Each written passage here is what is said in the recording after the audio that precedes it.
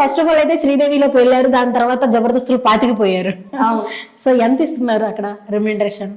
Remuneration ఇప్పుడు అంత ఎక్కువ ఏం లేదు. స్టార్టింగ్ లో ఇచ్చారా? స్టార్టింగ్ లో కూడా ఏం లేదు. మనకి రెమ్యునరేషన్ కంటే అది ఫేమ్ ప్లాట్ఫామ్ మనకి దొరకడానికి చాలా మంది బయట వెయిట్ చేస్తా ఉంటారు. సో ఆ ప్లాట్ఫామ్ దొరికినందుకు ఫస్ట్ నేను చాలా హ్యాపీ. Remuneration secondary. ఇంకా అది మనం వెళ్తున్నందుకు మనకు ఒక సాటిస్ఫాక్షన్ అంతే. If you are good at something don't do it for free అని అంటారు కదా. సో అట్లా సాటిస్ఫాక్షన్ మనకు కొంచెం రెమ్యునరేషన్ వస్తుంది అంతే. అంటే నార్మల్ గా అప్రాక్సిమేట్లీ ఎంత ఉంటది? అప్రాక్సిమేట్లీ 1 day 3,000, ఇంకా 800 నుంచి కూడా ఉంటది కొందరు ఆర్టిస్టులకి. 800, 600 కొందరు ఫ్రీగా వచ్చి మేము టీవీలో కనిపిస్తే చాలు అని చేసే వాళ్ళు కూడా చాలా మంది ఉంటారు.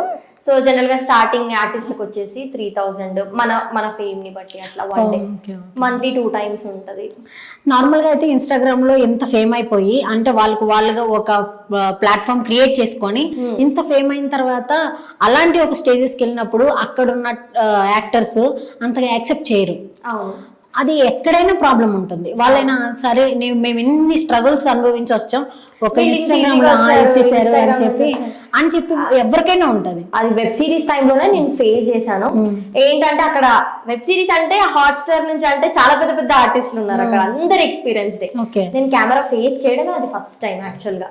సో అక్కడ ఆల్రెడీ 10-20 years నుంచి ఇండస్ట్రీలో ఉండి బట్ వాళ్ళకి ఒక్క షాట్ సరిగ్గా పడక జనాలలోకి రాని వాళ్ళు కూడా చాలా మంది ఉన్నారు. సో నేను అందులో అవికా గోర్ సిస్టర్ రోల్ చేశాను. అది చాలా షార్ట్స్ పడి అందులో కన్నింగ్ క్యారెక్టర్ అన్నమాట. చాలా ఫేమ్ వచ్చిన క్యారెక్టర్ చాలా. సో కొంచెం అలా అక్కడ రిజెక్షన్ ఉండే, బట్ నాకు వచ్చిన ఆపర్చునిటీ యాక్సెప్ట్ చేసి ముందుకు వెళ్ళిపోవాలి కాబట్టి కొన్ని తట్టుకొని 15 days అన్ని కళ్ళు మూసుకొని చేసేసిన. కళ్ళు మూసుకొని అక్కడ అంత కంఫర్ట్ లేకుండే అస్సలు. ఎందుకంటే హ్యావ్ టు ఫైట్ ఎలాన్, నాతో ఎవరు రాకపోతుండే. అంటే ఫ్యామిలీ అక్క వాళ్ళంతా బిజీ ఉంటుండే వాళ్ళ లైఫ్ లో.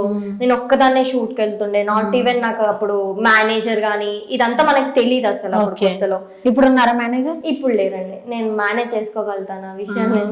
మేనేజర్ కి ఇచ్చి మనం మేనేజ్ చేసుకోవడానికి ఉండి అవసరం అండి? అసలుకే 3,000 వస్తున్నాయి, అవసరం లేదు. అందుకే ఫాదర్ లేని డోటని బ్రదర్ తీర్చారు అనుకోవచ్చా? Of course. అంటే నాకు ఫాదర్ తో అటాచ్మెంట్ చాలా తక్కువ. అప్పటికి నాకు జస్ట్ 8 years కాబట్టి, 8th class స్టాండర్డ్ కాబట్టి అంత నాకు పెద్దగా అవసరం అనిపించలేదు. బట్ ఇప్పుడు నేనున్న సిచ్యువేషన్ కి నాకు ఒక ఫాదర్ అవసరం సొసైటీలో అని నాకు అనిపిస్తుంది. దాన్ని అన్నయ్య రీప్లేస్ చేస్తున్నారు. ఓకే. వదిన ఎలా ఉంటది? వదిన అందంగా ఉంటది.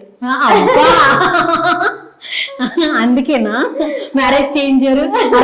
నేను అర్ధమవుని నాకు నచ్చింది వదిన చేసుకో అన్నారా? తను చాలా ఇన్నోసెంట్. మేము 5 ఆడపిల్లలు ఉన్నాము. మా ఫ్యామిలీలోకి ఇంకొక అమ్మాయి 6th member అనుకోవాలి. మమ్మీకి ఇంకో కూతురు లాగానే. అందరు కలిసి ఉంటారా? వేరువేరుగా ఉంటారు? వేరువేరుగా ఉంటాం. అన్నయ్య వేరే దగ్గర ఉంటారు, మేము వేరుగా ఉంటాము. ఓకే. ప్రెసెంట్ మీరు ఎక్కడ ఉంటున్నారు? నేను మమ్మీ దగ్గర. మమ్మీ దగ్గర. మమ్మీ అన్నయ్య దగ్గర? మమ్మీ అన్నయ్య దగ్గర. ఓకే. అన్నయ్య వదిన దగ్గర? అంతే కదండి. వదిన అక్క దగ్గర? కానీ మా స్కూల్లో ఇలా దగ్గర ఉంటే కలిసి ఉండడం అంటారండి. మీరేంటి వేరు అన్నారు? దగ్గర అంటే అక్క వాళ్ళ గురించి చెప్తున్నారు. అక్క వాళ్ళు పెళ్లి అయిపోయిన వాళ్ళు వేరుగా ఉంటారు. మీరు మీ బ్రదర్ మదర్ వీళ్ళతో ఉన్నారన్నమాట. ఎందుకని ఆఫ్టర్ మ్యారేజ్ వీళ్ళతో ఎందుకు ఉన్నారు? అంటే నాకు షూట్స్ కి గానీ వాటికి గానీ కొంచెం ఇటు నుంచి వెళ్ళడం నాకు దగ్గరగా ఉంటది. ఎక్కడ అడ్రస్ ఎక్కడ? రాసుకుంటారు అబ్బాయిలు. చైతన్యపురి. చైతన్యపురియా? ఓకే. చైతన్యపురి దగ్గర ఎక్కడ?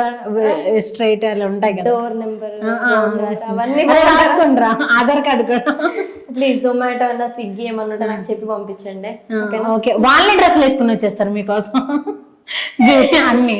So nice. ఇప్పుడైతే మీరు అక్కడ నుంచి ఇవన్నీ మేనేజ్ చేయడం ఈజీ కాబట్టి అక్కడ ఉన్నారంట. యాక్సెస్ అక్కడ నుంచి ఈజీగా ఉంటది కాబట్టి అక్కడ ఉన్నారు. సో